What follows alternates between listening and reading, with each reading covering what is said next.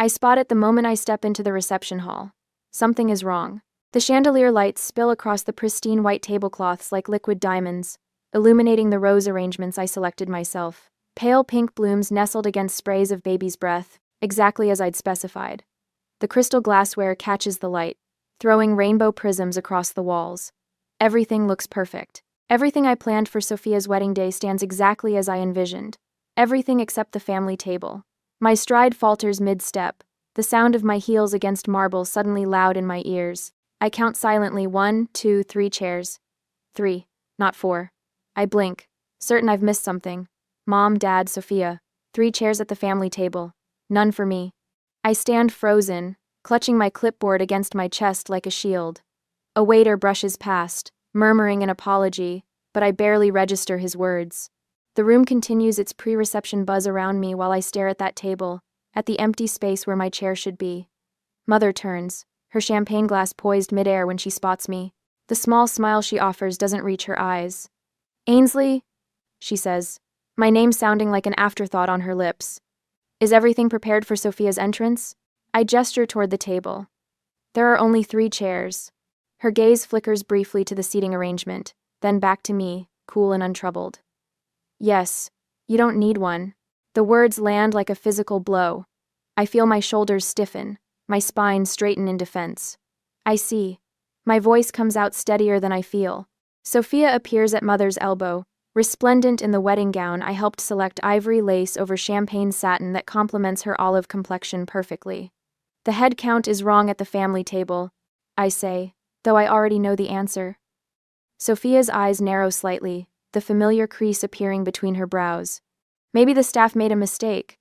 Her voice holds that familiar tone, the one that suggests any inconvenience in her world must be someone else's fault. I hold her gaze for a heartbeat longer than comfortable. I understand. The words taste like ash, but I keep my voice even, my expression composed. Then I turn and walk away, my clipboard held tight against my chest, my posture perfect, every step an act of will. I find a quiet corner near the service entrance and flip through the pages on my clipboard, though I've memorized every detail of this day. My hands tremble slightly, betraying the composure I'm fighting to maintain. Just last night, I'd been in this very hall until 3 in the morning, supervising the placement of each centerpiece, approving the lighting setup, ensuring everything was flawless for Sophia's big day. While the family slept in their hotel suites, I'd crawled through every inch of this venue. My phone buzzes with a text from the florist. "We're only continuing because we trust you. Sophia hasn't paid us." I close my eyes briefly, remembering the moment last week when I quietly transferred $4,200 from my own account to cover the floral deposit after Sophia's card was declined. Another expense she'll never know about, another silent contribution to her perfect day. I catch my reflection in a decorative mirror mounted on the wall. Navy dress, simple, elegant, one I designed and sewed myself. Hair swept into a perfect chignon, makeup flawless. Nothing in my appearance betrays the hollowness spreading through my chest. 3 chairs. Not 4. A cluster of guests glance my way, their whispers poorly concealed behind fluttering programs. I straighten my shoulders and pretend not to notice. "Your sister's wedding is beautiful. You did an amazing job." The voice startles me from my thoughts. Melissa Banks, my childhood friend from Columbus, stands beside me, genuine warmth in her eyes. "Thank you," I reply, my smile practiced but genuine for her. "Just doing my job." "Your job?" Melissa's eyebrows lift in surprise. "You planned all this? I thought you just helped with the dress." Melissa's eyebrows. I shake my head. I coordinated everything. Venue, flowers, menu, music. "That's incredible," she says, then lowers her voice. "Though I'm surprised you're not sitting with your family." Before I can answer, another memory surfaces. Mother's voice at the rehearsal dinner last night, her arm around Sophia as she introduced her to distant relatives. "This is my precious daughter, the one who will inherit everything." When Uncle Robert had asked about me, her response had been dismissive. "She's busy with work, not really part of the family celebrations." Not really part of the family. I find myself in a secluded alcove, laptop balanced on my knees. My finger hovers over the send button on a crucial email. 7 days ago, I'd sent an official warning letter about unpaid invoices, professional, courteous, but clear. It had been met with complete silence. Family loyalty versus professional integrity. the eternal struggle of my existence. I stare at the screen, remembering the empty space at that table, the deliberate exclusion. 3 chairs, not 4. This ends today. 15 minutes later, I settle into a corner booth of Cafe Roma, across from the wedding venue, laptop open and a half-empty espresso growing cold at my elbow. My fingers hover over the keyboard as I pull up the family financial records I've been tracking since taking over as their event planner 3 years ago. The screen illuminates my face in the dimly lit cafe as I click through folders labeled with meticulous care. My stomach tightens when I open the mortgage statements. This can't be right, I whisper, though I know the numbers don't lie. Our family home outside Columbus, the sprawling brick colonial with white columns that my parents boasted, cost $1.2 million, now carries not 1 but 2 mortgages. The second one, taken out just 6 months ago, nearly equals the first. I pull up the credit card statements next. 4 months overdue on 3 separate accounts, minimum payments ignored, interest compounding daily. Each statement bears Sophia's signature, my mother's authorization. Then I find it the trust fund records. My fingers go still as ice forms in my chest. The Grandmother Lopez Educational Trust, established for both Sophia and me, shows a balance of $3,421. Last year at this time, it held over $240,000. A series of withdrawals, each marked S. Lopez Educational Expenses, drained it systematically over the past 8 months. The same 8 months during which Sophia planned this lavish wedding while simultaneously claiming financial hardship. My phone vibrates against the table, the screen lighting up with the florist's name, Miss Lopez. Sarah's voice trembles slightly when I answer. I hate to bother you during the wedding, but we need payment confirmation by 4 p.m. The final balance of $12,600 remains unpaid, and Miss Sophia isn't responding to our calls. Before I can respond, another text arrives from the caterer. Urgent. Credit card declined for wedding meal balance. Please advise. And another from the lighting technician. Final payment not received. Do we proceed with reception lighting? I close my eyes, remembering our childhood home with its gleaming hardwood floors and crystal chandeliers. The Christmas, when 12-year-old Sophia unwrapped a purebred show horse, while I received a department store gift card. The summer she toured Europe while I worked double shifts at the local diner. College acceptance letters arrived for both of us the same week. Sophia's came with my parents' promise of a fully furnished apartment near campus. Mine came with loan applications. We believe in you, Ainsley, Dad had said, his hand on my shoulder. You're the responsible one. You'll manage just fine. I signed those papers alone in my bedroom, $40,000 in student loans, with interest rates I barely understood. The monthly payments still arrive like clockwork, eating into my Brooklyn rent budget while Sophia's credit card statements arrive at our parents' address. My fingers trace the screen, following the trust fund withdrawals backward in time. Each coincides perfectly with Sophia's social media posts. Aspen ski vacation, Bermuda holiday, Mediterranean cruise. Educational expenses indeed. A forgotten memory surfaces. Last Thanksgiving dinner. Mother raising her glass. To Sophia's new position at the gallery. No mention of my company's expansion to international clients. No acknowledgement of the award I'd received the previous month. My phone buzzes with a text from Marco, the hotel manager I've worked with for years. Is everything all right? We noticed you weren't seated with family. Before I can reply, a message arrives from Janine, the photographer who's captured every major event I've planned for the past 5 years. I've worked with you for years. What do you need? Just say the word. Then another from the DJ, the videographer, the cake baker, all professionals I've built relationships with, all expressing concern not for the bride but for me. 3 days ago floods back into my memory with perfect clarity. I'd arrived early at the venue, organizing place cards, when I overheard Mother on her phone in the adjacent room. Prepare 3 seats only. She'd instructed someone. Ainsley doesn't count as family. She's just the help. The words had pierced me, but I'd pushed the pain aside, focusing instead on ensuring Sophia's centerpieces arrived on time. Now I open Instagram, where Sophia's latest post glows on the screen. So blessed to have the perfect family supporting my perfect day. I've planned every detail myself. Attached is a photo of my carefully crafted seating arrangement, with my handwriting visible on the table cards. I close my eyes, weighing family loyalty against self-respect. The empty chair at the family table. The drained trust fund. The years of dismissal disguised as praise for my independence. Mother's words echo. Ainsley doesn't count as family. With steady hands, I sign the digital document I'd prepared 7 days ago. A formal notification of service withdrawal due to non-payment, effective immediately. My company logo sits at the top, professional and impersonal. Family respects family, I whisper to the empty cafe. This isn't respect. I press send, then systematically forward copies to every vendor still awaiting payment. With each click, the weight of obligation lifts from my shoulders, replaced by something unfamiliar, the lightness of choosing myself for the very first time. My phone begins to light up with responses. I silence it, close my laptop, and finally take a sip of my cold espresso. It tastes like freedom. 10 minutes later, back at the venue, I spotted Sophia first. Her veil catches the light as she weaves between tables, desperation radiating from her perfect posture. Her eyes lock on mine across the reception hall, and for a heartbeat, I see genuine fear flicker across her face. Ainsley! Her voice carries a tremor I've never heard before. What's happening? The bar just closed and the hotel manager is asking about payment. Fix this. I close my laptop with a soft click. 7 days. I gave them 7 days to address the unpaid invoices. 7 days of silence. I've withdrawn my company's master account guarantee, I say, my voice steady. The hotel requires immediate payment now. Sophia's face crumples.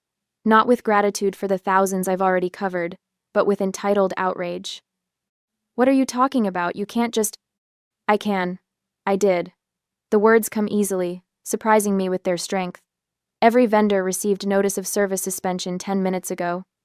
Behind her, the reception dissolves into confusion. The string quartet packs their instruments mid-song. Waiters remove half-filled champagne glasses. At the center of it all stands my mother, credit card extended toward an apologetic hotel manager, her expression transitioning from bewilderment to fury as her card is declined. My father hovers nearby, attempting another card, then another. His shoulders slump with each shake of the manager's head. For the first time in my life, I see him look small. The photographer Renee, who I've worked with for years, catches my eye from across the room. She gives me a subtle nod before turning her camera toward the family's panic, documenting the unraveling of their perfect facade. I stand, straightening my navy dress. The clipboard I've clutched all day transforms from a symbol of service into something more powerful, a shield, a weapon, a declaration of independence. Each step I take toward the center of the room feels momentous, as if I'm crossing not just a reception hall but a threshold in my life. The hotel manager spots me and immediately straightens his tie. Miss Lopez, thank you for coming over. I have the contracts right here as you requested. Beside him, my mother's eyes narrow to dangerous slits. What is she talking about? We hired her company. She works for us. Actually, the manager says, his tone professionally polite but cool toward her. Miss Lopez's event planning firm is one of our most valued partners. Her company's master account guarantee was the only reason we proceeded without full payment upfront. The shift is immediate and visible. Staff who had been solicitous toward my family now direct their attention to me. Glasses of water appear for me, not them. Chairs are pulled out for my convenience, not theirs. The power dynamic tilts with dizzying speed. Sophia grabs my arm, her acrylic nails digging into my skin. Please don't do this, she whispers, her voice dropping to a desperate plea. You'll ruin everything for me. Just this one day, my wedding day. For a moment, I waver. Deep beneath the anger and hurt, I still remember building blanket forts with her when we were children, before our parents' favoritism became her birthright. A tiny flicker of my inherent kindness surfaces, urging me to relent. My mother senses this hesitation. She strides forward, designer heels clicking against marble, her face arranged in the artificial confidence I've seen her deploy at Columbus Country Club gatherings when the Lopez family reputation needed defending. She won't dare, she says, voice pitched to carry to nearby guests.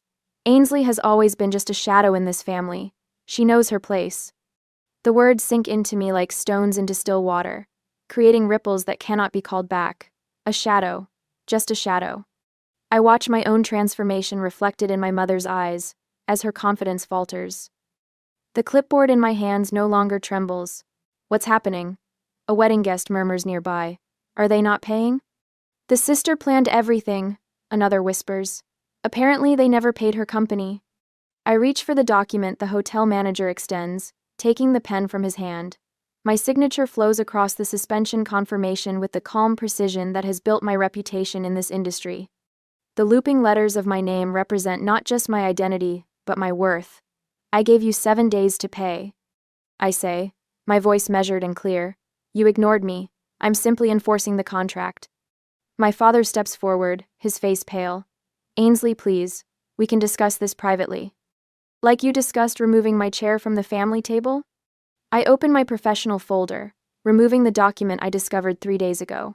Or, perhaps we should discuss how Sophia drained the trust fund, where I was also a beneficiary. Gasps ripple through the gathering crowd. Sophia's new husband stares at her with dawning horror. That money was meant for both of us. I continue. $40,000 that could have paid off my student loans I had to take, because every penny of family support went to her. If you want to gather well, if you want a family support went to her. My mother's face hardens. You have no proof. I push the bank statements toward her. I have documentation of every withdrawal, every transfer. LMN. Sophia's tears transform from manipulation to genuine panic. Her mascara tracks dark rivers down her cheeks. They told me you wouldn't mind, she whispers, that you never expected anything from the family anyway. For the first time, I see the truth plain on their faces. They never valued me, never would. The empty chair wasn't an oversight, it was a statement. I close my folder and tuck it under my arm. The weight lifts from my shoulders as I straighten to my full height. I may not count as family, I say, my voice carrying across the suddenly silent room, but I count as a professional, and professionals get paid. I turn my back on their stunned faces and walk toward the exit. Behind me, I hear the distinct sound of my sister's perfect day collapsing, the murmur of scandalized guests, the click of Renee's camera capturing it all, the beginning of arguments that will never end. With each step, the invisible chains of obligation and hope fall away. By the time I reach the grand doorway, I am lighter than I've been in years. The afternoon sunlight catches me as I step outside, warm on my face. For the first time in my life, I feel the full power of standing in my own light, not as a shadow, but as myself. Half an hour later, the reception hall empties like water down a drain. Guests clutch gift bags to their chests and whisper as they hurry toward the exits. Where just an hour ago crystal stemware clinked with celebratory toasts, now waitstaff stack unused champagne flutes onto rolling carts. The white roses I selected with such care droop in their vases, petals beginning to fall like snow onto abandoned place settings. I stand in the shadows near the service entrance, watching. Sophia's new husband, Mark, paces near the half-cut wedding cake, phone pressed to his ear, his face twisted in confusion. The 6-tier creation I spent weeks designing with the baker stands partially dismantled, the bride and groom topper listing sideways at an undignified angle.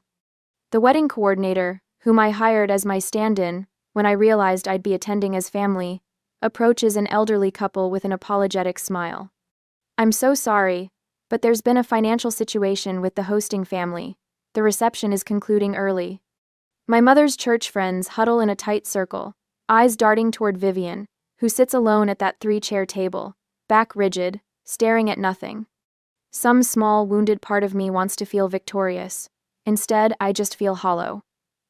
Later that evening, I kicked off my heels in my apartment, still wearing the navy dress I sewed myself. The contrast between this modest space and the opulent Columbus Country Club strikes me anew. My fingers trace the worn arm of my second-hand sofa, a far cry from the antique Louis XIV furniture. Mother insists completes their living room. My phone lights up for the 19th time. Father. Sophia. Mother. Sophia again. The wedding planner. Mark. Mother. Father. I watch the notifications stack up, each one a tiny hammer against my resolve. Then, with 3 deliberate taps, I block each family number. The silence that follows feels like the first full breath I've taken in years. A bottle of Veuve Clicquot waits in my refrigerator, a gift from a grateful client that I'd been saving for a special occasion. If today doesn't qualify, nothing will. The cork pops with a satisfying thunk against my ceiling. To professional integrity, I whisper to my empty apartment, raising my glass in a solo toast. My laptop screen glows in the dimness. I open my banking app and wince at the balance. Then I start making calls. Carolyn? It's Ainsley Lopez. Yes. About today's wedding. I know, and I'm so sorry you were caught in the middle. I take a breath. I'll cover your outstanding balance personally. This isn't your fault. I repeat this conversation with the small florist who stayed open late, arranging boutonnieres, the family-owned bakery that created the towering cake, and the string quartet whose music was cut short. By the time I finish, my credit card carries an additional $14,000 in charges. We always knew we could trust you, Miss Lopez, the florist says, relief evident in her voice. That's why we continued despite the payment issues. Professional integrity matters more than family ties sometimes, I reply, surprised by the steadiness in my voice. My laptop chimes with new email notifications. The subject lines tell their own story. Notice of default. Second mortgage payment. Lopez family residence. Columbus Business Journal.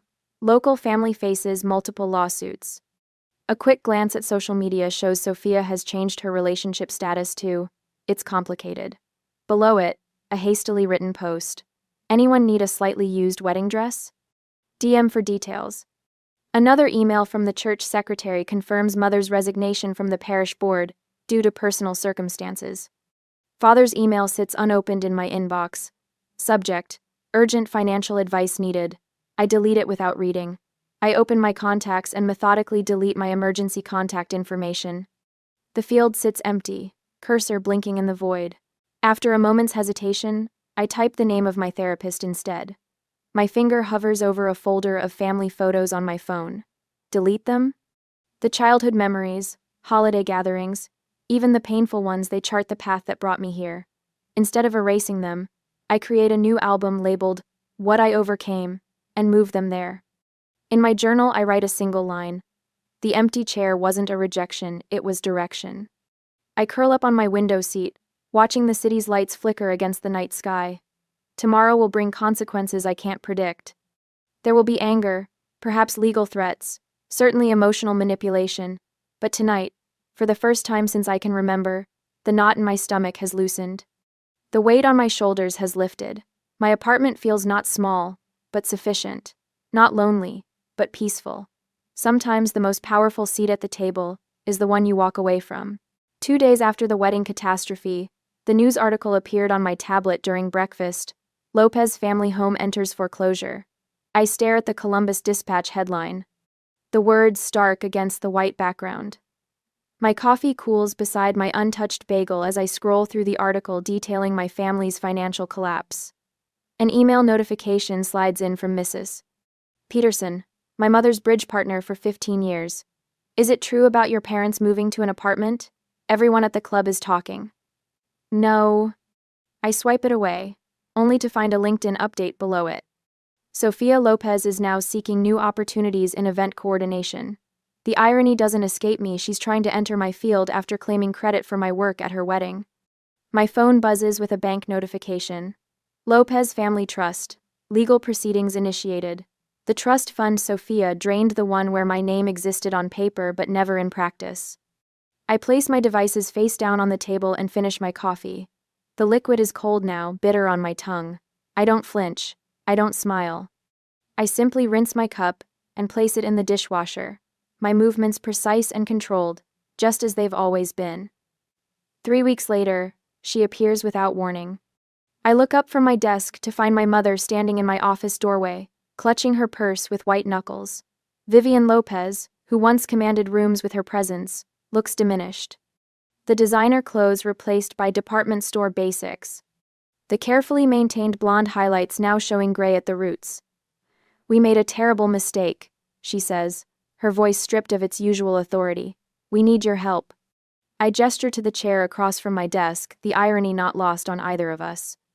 A chair I'm offering that she once denied me. I needed your love my entire life, I say, my voice steady. You chose otherwise. She starts to speak, but my phone interrupts with Sophia's name on the screen. I let it go to voicemail, maintaining eye contact with my mother. Later, I listen to Sophia's message. The marriage is over. He left when he found out about the money. Her voice cracks. I didn't know how bad things were. Please call me back. That evening, A formal letter arrives from my father. His elegant handwriting covers 3 pages with apologies for past behavior, followed by a detailed request for financial assistance. The familiar patterned sentiment, followed by self-interest, makes something final settle in my chest. I arrange to meet them at a coffee shop 2 blocks from my apartment. Neutral territory. I arrive 10 minutes early and choose a corner table with clear sightlines to the door. They enter together a unit as always, but diminished now. My father's shoulders stoop forward, his once commanding presence shrunken by financial ruin. Sophia trails behind them, her left hand conspicuously bare where her 4-carat engagement ring once Saturday. Her eyes are red-rimmed, lacking the confident spark that once defined her. I don't stand when they approach. I don't offer hugs or comforting platitudes. I simply gesture to the chairs. I've arranged 3 chairs, evenly spaced, directly across from mine. "Thank you for coming," I say. My mother speaks first, her fingers worrying at the strap of her purse. We always favored Sophia because she was easier to control. The admission hangs in the air between us. Your independence threatened us. We didn't know how to handle it. My father nods, eyes fixed on his coffee cup. We took the path of least resistance. It was wrong. Sophia looks up, mascara smudged beneath her eyes. They told me you owed us because you were the less lovable child. Her voice breaks. I believed them. The words should hurt. Perhaps once they would have. Now they simply confirm what I already know. We need help getting back on our feet, my father says, pulling documents from his briefcase. Just until we sort things out.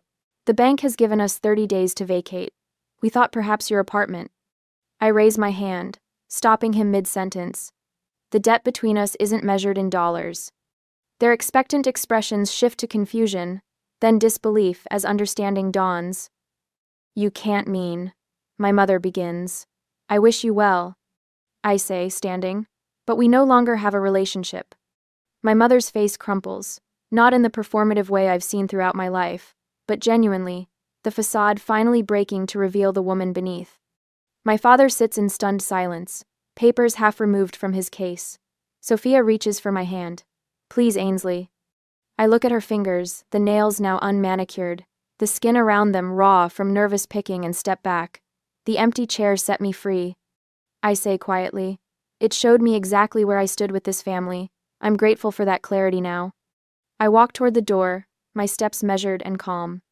The weight I've carried since childhood, the desperate need for their approval, the constant accommodation of their demands, falls away with each step. Behind me, I hear my mother's sobs, my father's belated calls. I don't look back. Some debts can never be repaid. Some chairs remain empty by choice. Outside, autumn sunlight warms my face. I breathe deeply, filling my lungs with crisp October air. For the first time in 33 years, I am fully, completely free. A year later, I traced my finger along the wrought iron railing of the Tuscan villa terrace, the warmth of the setting sun kissing my skin. Below me unfolds the wedding of international pop star Marissa Lawson, every detail executed with precision that would make my former self proud. The string quartet plays softly as guests in evening wear move like colorful brushstrokes across the stone courtyard. My assistant Jenna appears at my elbow, tablet in hand. Everything's proceeding perfectly, she says, then hesitates. Your mother called the office again. 4th time this month. I take a sip of Prosecco, the bubbles dancing across my tongue. The same answer as always. Jenna nods and slips away. I watch her coordinate with the photography team, her confidence a reflection of what I've built, a company that thrived after I walked away from family obligations to honor professional ones. The laptop on the table chimes, reminding me of my weekly therapy session. Dr. Freeman's face appears on screen, her silver-framed glasses catching the Italian sunset. Magnificent view, she notes. How are you feeling today? I consider this as a server delivers fresh-cut roses to the bridal suite below. I don't regret walking away. I regret waiting so long to do it. Not even. To have a team set example. And the nightmares about the wedding? Still occurring? Not in months. I turn the laptop to show her the vista. I've replaced those images with better ones. Later that evening, I return to my rented apartment overlooking the Arno River. The walls display photographs not of blood relatives, but of chosen family. My business partner Thomas, laughing during our company's 5th anniversary. The vendors who stood by me when everything fell apart. My therapy group during our retreat to Vermont. My phone chimes with a text from Robert, inviting me to dinner tomorrow with friends who've become more family than my actual relatives ever were. I respond with an immediate yes. Back in Columbus, according to mutual friends, reality has transformed my family's carefully crafted image. Mother works the perfume counter at Macy's, her designer clothes replaced with a department store uniform. Sophia's divorce finalized 3 months after her husband discovered the truth about their finances. She lives in a studio apartment remarkably similar to the one she mocked me for renting during college. The irony isn't lost on me. My parents now occupy a modest 2-bedroom rental in a complex they once drove past with disdain. Those people should try harder, Mother had commented when I was 16. Now she is those people. The following afternoon, I interview Jessica Winters, a young event planner whose resume mirrors my own beginnings, working her way through college while planning events for free to build a portfolio. My parents think this career is beneath me, she admits, voice breaking slightly. They wanted a doctor or lawyer. I wanted a doctor or lawyer. I lean forward. Family doesn't always see your worth. That doesn't diminish it. Her eyes drift to the framed photograph on my wall, a single empty chair beneath a chandelier. What does that represent? She asks. It reminds me that sometimes not having a seat leads you to building your own table. I watch understanding dawn in her eyes. That chair was at my sister's wedding. Finding it empty was the best thing that ever happened to me. The tears that fill her eyes aren't sad ones, they're recognition. Back on the terrace that evening, I raise a silent toast to the stars appearing above Tuscany. Last month, I established the Empty Chair Foundation, providing scholarships for event planning students without family support. Yesterday, I accepted an invitation to give a TED Talk about maintaining professional integrity within personal relationships. This morning, I answered a letter from a young woman in Nebraska. Your story helped me find my own strength. My handwritten reply was simple. Your chair at life's table is always guaranteed. The stars reflect in my wine glass as night embraces the Italian countryside. In the glass, I see both the woman I am now and the shadow of who I once was, the daughter desperate for approval, the sister accepting scraps of affection, the professional whose family exploited her talents. I speak softly to the night sky. The empty seat at my sister's wedding wasn't a loss, it was the turning point that helped me find my rightful place in life. And for the first time in 33 years, that place feels exactly right.